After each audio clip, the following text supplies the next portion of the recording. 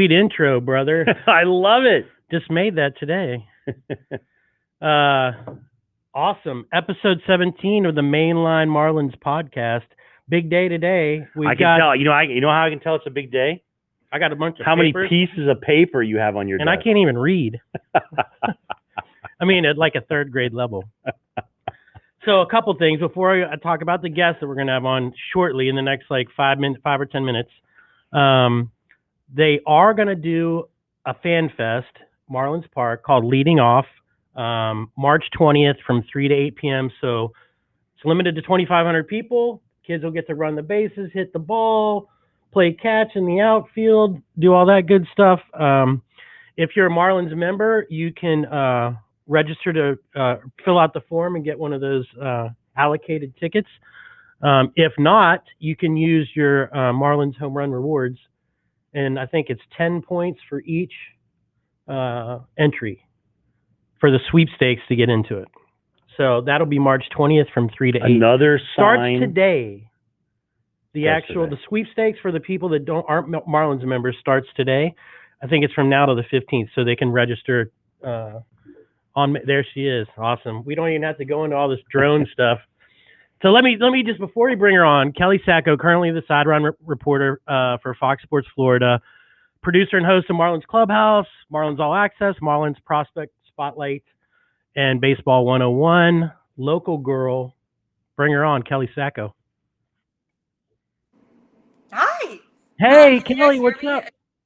We can hear you perfectly. Hey, so listen, here at welcome to the show. Thanks for coming on, taking the time today. I know you're super busy. But here at Mainline Marlins, we're celebrating Women's History Month, highlighting women in sport, and we picked you to be that person today. Lucky you. So we're going to flip the script on you and talk a little bit about your accomplishments. Miami native, you went to Palmetto, 2008 state championship team captain, pitcher, and first baseman. 2006, 2007 State Farm Sportsmanship Award. 2007 South Dade News Leader MVP of the Year. 2006 and 2008 Miami Herald Pitcher of the Year. Hold on, I got to catch my breath. 3-time, I almost missed one. A good one, too. 2007 Miami Herald Hitter of the Year. 3-time Florida Dairymen's Association Pitcher of the Year. One more breath. 2006 Miami Herald First Team All-Day. 3 times All-State Selection. 2008 All-Star Team. 2008 EA Sports First Team All-American. ESPN Rise Student Athlete. 2008 ASA Softball Magazine Co-Player of the Year. Miami Palmetto Athletic Hall of Fame. 3-time MVP. 2008 Palmetto Athlete of the Year. And that's not even talking about Syracuse. Where you went? Those are just your Dade credentials. That's just Palmetto. And then you got 4 years. You got 4 years at Syracuse playing first base, hit 19 homers, 72 RBI, and a career slugging at 367. Pretty awesome. You know, very fortunate. You guys are taking me back. Goodness, now I'm all like flattered, and I'm like, oh wow, I forgot about all those things. But yeah, those were some wonderful times and some of my best memories. And yeah, thanks for bringing those memories back. They're all coming back. Good. And you know what? Here's an interesting fact, because we had Christina Di Nicole on. You guys both wore number 13, which I thought was kind of an interesting trivia question. Yes, I wore number 13 because of my father.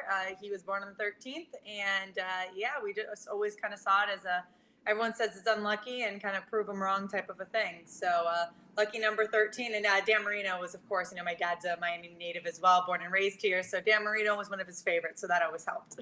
Awesome. And you come from a sports family. Your mom was an Olympic swimmer. Your brother swam at LSU. Michael.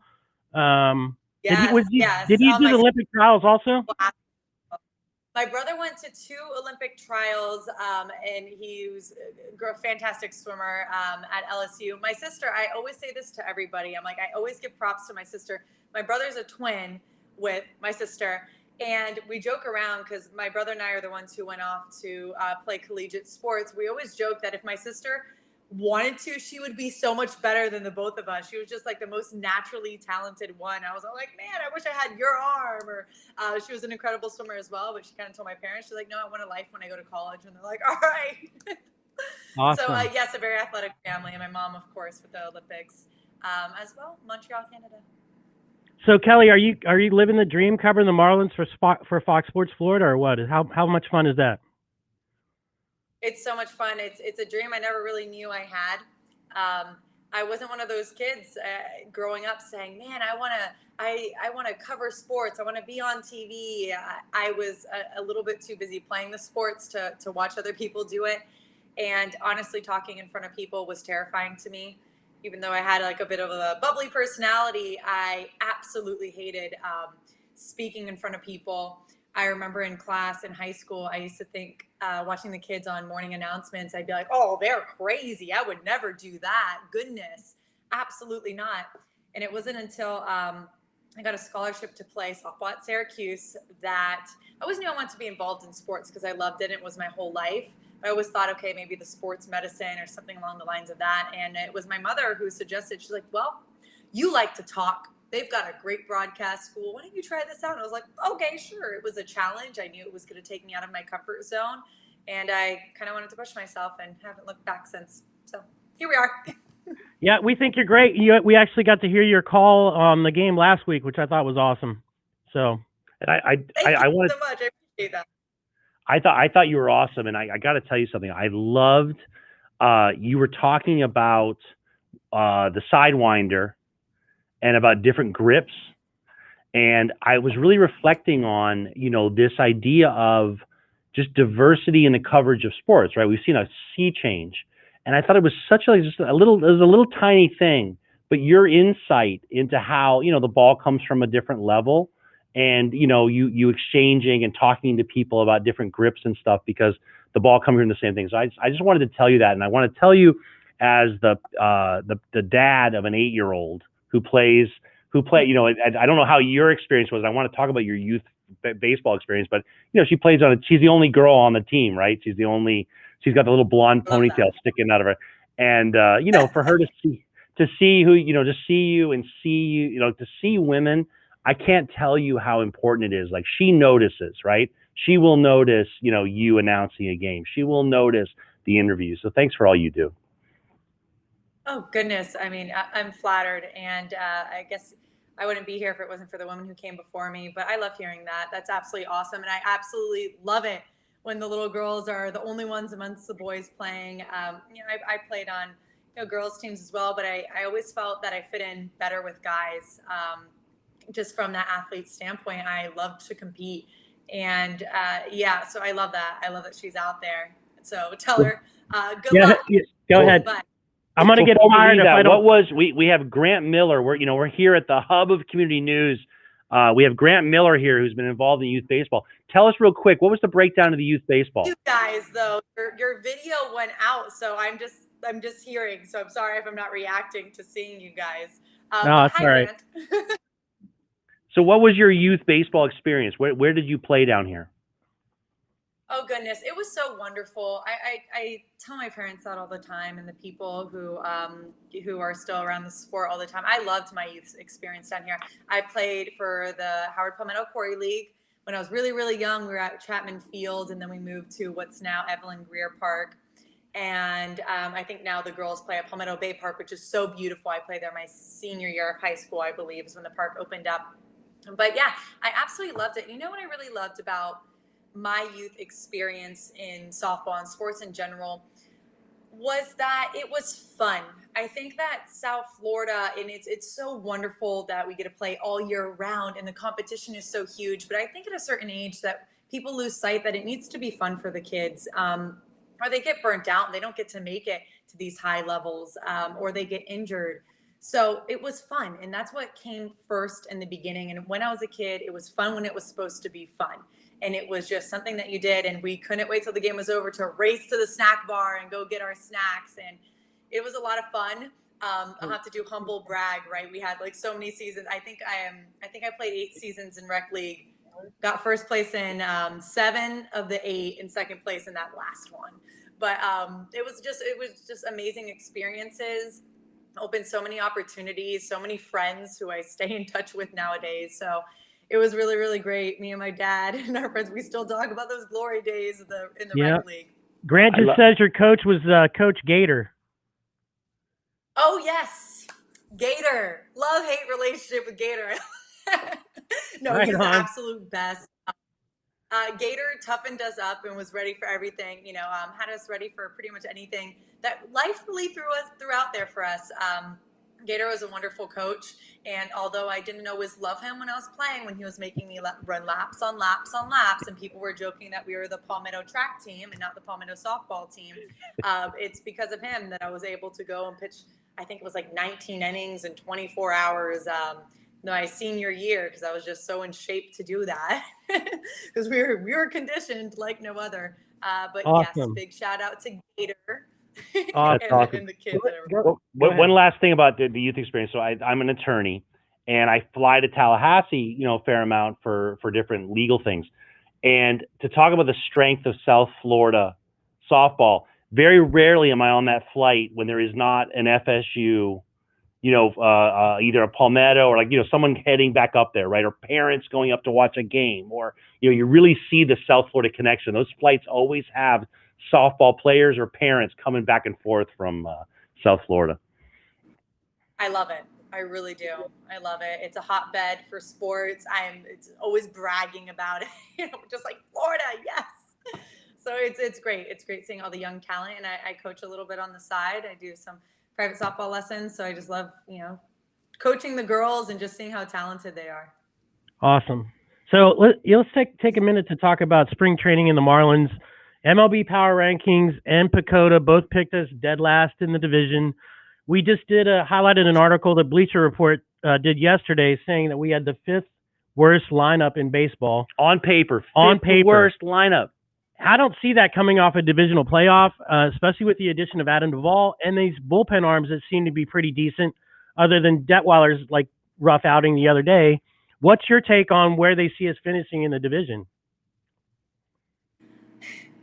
So last year, I don't know if you guys, how closely you guys have paid attention. I'm sure very closely. I'm sure this is not news to you. Well, one of my favorite shirts, and I should have worn it, is the Miami Bottom Feeder shirt. So for people who I guess may not have followed it as closely as really big fans, pretty much early on in the year, I think it was the very first series. It was against the Phillies, a broadcast from the Phillies called the Marlins Bottom Feeders. They're pretty much saying hey, the Phillies can't be losing to the bottom feeders. These, the Marlins, they're bottom feeders. They're awful. Well, the guys took that to heart and they're like, bottom feeders. So the entire season after they'd win and they'd give each other high five, great job, bottom feeder, great job, bottom feeder. You're a bottom feeder. And they kind of embraced it.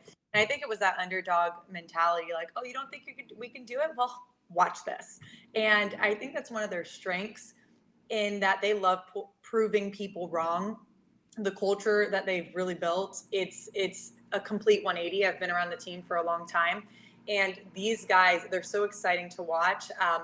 They believe that they can do it. And that's half the battle, It's they don't believe when people sit there and they say, oh, they're going to be last in the division. Okay, watch this type of a thing. And yes, there's a lot of competition in the NL East. But, manager Don Mattingly had actually said he thinks that's a good thing because people are going to be beating each other up the entire time.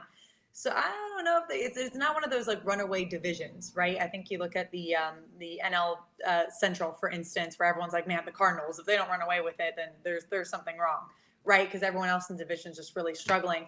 And I think that plays to their advantage. They added Adam Duvall. That's another big bat in the lineup. He's been doing fantastic. He was doing great for the Braves. Would always beat up on the Marlins. So nice to have him on our side. And I think it's just another really underlooked lineup. And I think they kind of prefer it that way. They like to prove people wrong. And I've loved watching them. Awesome. One of the things that we've been following is the battle for second base between Issan Diaz and Jazz. And we were at that game against Houston when Jazz hit that second pitch home run to start off the spring training season. Do you think there's a front runner in that race, or is it kind of head to head still, neck and neck? Goodness. I think it really is still neck and neck. I mean, both of those guys, they're competitors. Issan Diaz, he's always kind of had a little bit of a streak where if you followed him throughout the minor leagues, he would always struggle in the beginning and then all of a sudden just turn it on, and then struggle in the beginning and then all of a sudden something would click and he'd turn it on. And Donnie said, hey, we're expecting the same thing to kind of happen here. He struggled early on in his major league career. And they're like, we think that light's going to turn. And you see him a little bit more composed And Josh Chisholm, I mean, how much fun is he? How much fun is he to watch? He's got all this energy, and he's a great ball player and a very athletic guy. So I think that's going to be a neck to neck competition one, and that's a good problem to have, right? That's something that this organization hasn't had, that depth where let's say one guy wins it, the next guy's in the minor. God forbid someone gets injured, and that happens a lot, right? The next guy's ready to go, and he's just as good. Right. And then there's some other prospects that I think have a real chance of making the roster, like J.J. Bleday. Would lead that not so quick. What is your take on J.J. Bleday? It's like he's fitting that paradigm of I dare you to send me down. He's playing really well, huh? J.J. Bleday, I remember when he was drafted along, I think Cameron Meisner was in the same draft class as he was. And I remember it was 2019, back before we were all doing the Zoom thing. And I remember going to interview both of them and thinking the first thing that came to my mind, and they were taking BP with the team, I'm like, man, he looks like he already fits in here, both of them. But I'm like, they look like they already fit in. They're just so polished in every aspect. I mean, big guys, big, strong guys, polished. I mean, just everything's very smooth. The power's there, 5'2" guy. So it's really exciting seeing what a J.J. Bleday and Cameron Meisner was also in that same draft class. I mean, these guys look like they're just ready to go now. So he's been a lot of fun to watch. Like you said, I dare you to send me down. There's so much competition in the outfield too, so it's going to be really interesting.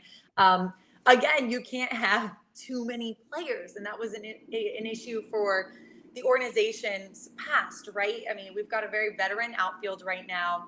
You've got a Magneuris Sierra, for instance, who just keeps on getting better, and he's out of options, right? So you're like, okay, we got to keep Mags.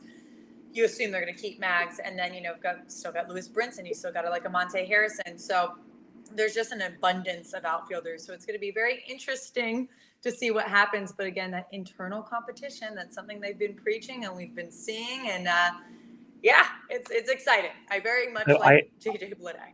I have one other outfield question. It's been interesting. I really didn't know what to expect from Wilkerson coming in. Dickerson. And he really, From Dickerson?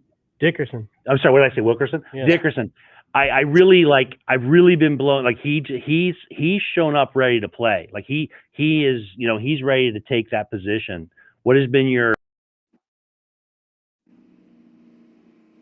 I think you cut out there at the very end, but I think it was along the lines of my impression on Corey Dickerson. Man, it's not okay. My favorite movie is Miracle on Ice, the Disney one about the 1980 Olympics team, right? The ice hockey team. And there's a quote there that I use all the time because it's so true. It's it's not just about the best players, right? It's about the right ones. The Marlins brought in the right guys. A guy like Corey Dickerson, that's another guy who he's like, man, I feel like I've been put in a box my entire career and I'm constantly proving people wrong. And man, has he ever. I mean, that's a guy who not only produces, he's that veteran guy, that veteran leader that these guys respect so much. He's been fantastic on the field. Him, along with everyone else, of a Starling Marte, who we picked up at the trade deadline last year, phenomenal. So many guys, when you ask them, the younger guys and the younger prospects, hey, who have you been talking to? Is there anyone you've been clicking? I mean, Corey Dickerson's name always comes up. So from a leadership perspective, and of course, what he can do on the field is incredible as well. So the stability in the outfield is really, really nice. He was asked about these young guys, which he's very, very impressed by. He loves sharing his knowledge and trying to help them out. He said, too, which made a really, really good point, that this veteran outfield takes the pressure off of the J.J. Bledays, right? The Lewis Brinsons, the Monte Harrisons, because they don't have, it's not all on them, right? They're not carrying the weight of the world on them.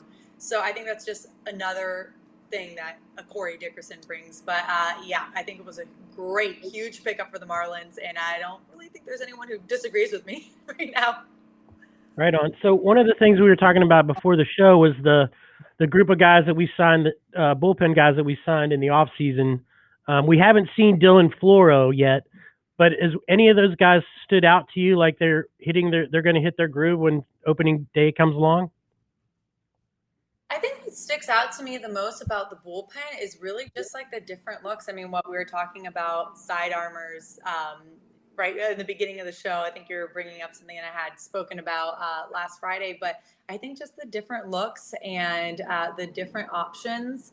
I know that they even have a couple guys who might be starters in the long run, but might be short end guys to start off. So I think just with the bullpen, they've added a lot of arms, so they've strengthened that bullpen.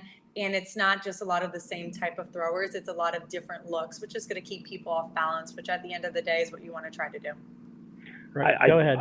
You're a former pitcher. I found last year's games very interesting watching. It was painful, but it was interesting watching Donnie kind of cobble together and try to keep those games. And those games are always, it was like too exciting, right? Everything was always exciting. What do you see happening this year? Like, what's the energy coming in? Like, how do they integrate the new arms? Like, what is your prediction of how this is all going to look? In what sense? And just like the new rules type of thing, and going from 60. Yeah, just the team. I mean, you look at this, like the lack of left-handers, the kind of focus on the different approaches. It's just, I find it, it's like that. Would you, I guess I'd start with this. Like, do you agree that was our biggest weakness last year?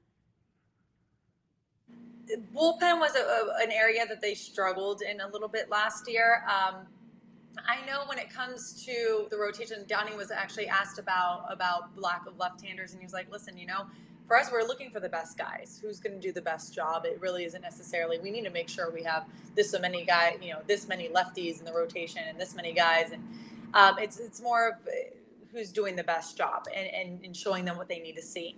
So, the games were extremely exciting. I think that the addition of a couple of the rules, like the man on second base, right, and extra inning rules. I think they're bringing also, it's a 7-inning doubleheaders that's also continuing. Those are factors that I think added to that excitement of the game. I think it worked, like the man on second base, for instance, in extra innings, kind of played to the Marlins' strength. There's a lot of speed, a lot of really athletic guys. So I think those are also things that really kind of add to the excitement of the game and in the way that the game is managed. Now, no DH thus far, so they say. That's going to be interesting too. Pitchers didn't hit last year. So Kelly, when are you going to call your next game? When's your next chance to be in the booth? I'm looking at my schedule right now. It's right over there. Wednesday. Awesome. So the 17th, a week from today. St. Patrick's Day. I've got Yes, St. Patrick's Day. Yes, I've got 3 games. I might jump on the 16th with Mr. Kyle Seeloff on the .com game, which isn't on the radio, but streamed. But right we'll on. See. We'll see if I can do that. But yeah, so 17th right now. All right. So I follow you on Twitter, and I want to make sure that we can give the listeners and the people that are watching this all your handles for social media. So tell me how we can follow you on Twitter, Instagram, and all those things. Oh, goodness. My professors at Syracuse, they were like, there's this new thing called Twitter, and we want you guys to be on it. And I thought it was the silliest thing in the entire world. I literally saved it on my phone as Twitter with parentheses seriously, because I thought it was before they had an app. I used to have to text it in. And so right there, pretty simple. Kelly Saco. And then awesome. On Instagram, Kelly Saco _sports. So pretty straightforward. Type my name, you'll find me. Awesome. That's awesome. Before we let you go, we had one question that we didn't know the answer to. They're playing with the live ball now, correct? They are playing with the new MLB baseball. Yes, because that was something I was very, very, very curious about. So it's funny that you brought up. But yes, from according to my sources, I guess I could say, from everything I've read and everything, everyone I've asked, yes, they have the new baseballs. The new baseballs are a little bit lighter. I think it's like 2.8 grams, something along the lines of that. And one of the, and I want to make sure I'm wording this correctly, one of the wool, like the wool layers in the inside of the baseball isn't woven as tightly. So, yes, they're playing with the new baseballs, and so far, so good. So a little bit more consistent. It's so far. What as far as power numbers, has anyone looked at it? I mean, they seem like we've been seeing home runs. Well, what they think, and from what I've read, they don't expect the power numbers to change nearly as much. So, okay, if you look back in 2017. That was a year that was that the year that I think Giancarlo almost hit 60. I think it was. 2017 was the year that MLB broke the home run record, the then home run record. The balls were still there were no complaints for the balls back then. The complaints started starting, I believe, 2018, 2019 was really the big year where all of a sudden it like exploded, right? So that record was completely demolished in 2019. So they're expecting home run numbers to be more like 2017, where it was still a big home run year in comparison to years coming before that. So I think they said, I don't have the exact number in front of me right now, but I think baseball's hit further than 375 feet that they think that those will drop down like maybe a couple feet. So they don't expect a huge drastic change, and it's really those monster hits that would have been home runs anyway. So instead of hitting the glass, Marlins Park, it might end like at the Budweiser bar. But yeah, so they're not expecting anything huge from what I've read. People seem to like it. The teams seem to be more consistent. So yes, I haven't had a chance to ask our guys that yet. But yeah, so they're using the baseballs. I got one last question. We're so jealous that you're there every day. What team has any team in our pod? I'll call it. In our what is our 16 pod? Is any team surprised you so far? Oh goodness. I wish I was there every day. I'm not there every single day, so I haven't seen everybody. No, I feel like I can't answer that fairly because I haven't seen everyone. So I think it's just in the first week, we're in the second or third week? Second week? I lose track of time. Have you guys felt that too in 2021/2020? What day of the week is it? Where am I? Type of like how many games are we in? Like 2 weeks, right? 2 weeks, almost 3 weeks in. It's not really anyone who's like, oh my goodness, like they're huge. But I also haven't seen everybody, so I feel like. Well, the only thing I would answer from my perspective, I've enjoyed seeing how bad the Mets are. Yep, they're bad. I always love watching how bad the Mets are. Though I have to say, I've always been like, the Mets, they're the rival I don't like the most. That's changed for me recently. It has gone from the Mets being someone who I was very much like, I just want to beat the Mets, got to beat the Mets, to more of the Phillies and the Braves. Oh, right. Oh, for sure. We wrote an article here, just so you know. Again, we're here at the hub of community news, and we wrote in Mainline Marlins, spring into baseball. And I was able to slip into the article the hated Atlanta Braves. That's how they're referred to here. I'm with you there. I'm with you. Yeah, they have shot up on my list of. I haven't decided who I dislike more, the Braves or the Phillies. But the Mets have dropped down a little bit. Me and my dad would always joke around. We're like, as long as you beat the Mets, right? Okay, being from Miami, the Mets, the Jets. As long as you beat those two, like you're happy. You can lose every game if you're the Dolphins, but as long as you beat the Jets twice, like we're good. That was kind of the similar approach with the Mets, but now they've dropped down a couple notches, and now the Braves and the Phillies are kind of tied for who I dislike more. Right. So Kelly, we'd love to get you to come back on, like as the season progresses, and give us your perspective. Being that close to the field. Kelly's not going to come back. We've done this like a deposition, so. Yeah, I promise I already kept her longer than I said I would. I feel terrible, but we'd love to have you come back on, and I'll email you and follow up. But we're just so happy that you were able to be here and help us celebrate women's. We're on Team Kelly Saco, so appreciate everything you do. Thank you guys, I appreciate it. And hi to everyone in the chat over there. I didn't want to get distracted with my ADD and start like typing, "Hi, how you doing?" and then not hear your questions. So hi everybody, thank you for tuning in. Thanks, Kelly. We'll talk to you real soon, okay?